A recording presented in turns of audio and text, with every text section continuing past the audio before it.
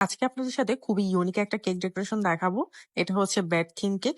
তো এখানের মধ্যে আমি একটা ফন্ডেন্ট দিয়ে আর কেক দিয়ে হচ্ছে ব্যাট বানিয়ে ফেললাম। আর এটা হচ্ছে আমি আগে থেকে সেট করে রেখেছিলাম, যেহেতু এটার উপর অনেক ধরনের টপার বসবে। তো এখানের মধ্যে আমি বালিশও দিয়ে দিলাম, সাথে হচ্ছে কিছু আমি ডলও অ্যাড করে দিচ্ছিলাম, যেরকম আপু আসলে আমাকে পিকচারে দেখিয়েছিল। এই কেকটা বানানোর আগে আমি খুবই কনফিউজ ছিলাম যে কেকটা আসলে সেম টু সেম হবে কিনা বা দেখতে সুন্দর হবে কিনা, কারণ এই টাইপের কেকগুলো বানানো খুবই রিস্কি।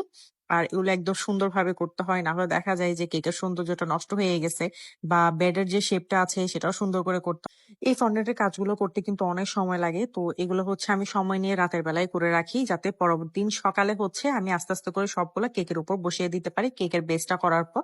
তো কেকের যে বেসটা ছিল সেটা আমি সকালে করেছিলাম, বাট ফন্ডেন্টের যে ডল প্লাস বাকি যে ফন্ডেন্টের টপার গুলো ছিল সবগুলোই হচ্ছে আমি রাতে করে রেখেছিলাম। এতে করে হচ্ছে আমার ফন্ডেন্টের টপার গুলো ভালো মতো সেট হয়ে গিয়েছে। আর আমরা সবসময় হচ্ছে হোমমেড ফন্ডেন্টই ইউজ করে থাকি, যেটা আমি নিজে বানিয়ে থাকি। আর আপনারা যদি আমাদের অফলাইন ক্লাসটা করেন তাহলে কিন্তু সেখানে আপনারা এই ফন্ডেন্ট ক্লাসটাও পেয়ে যাবেন।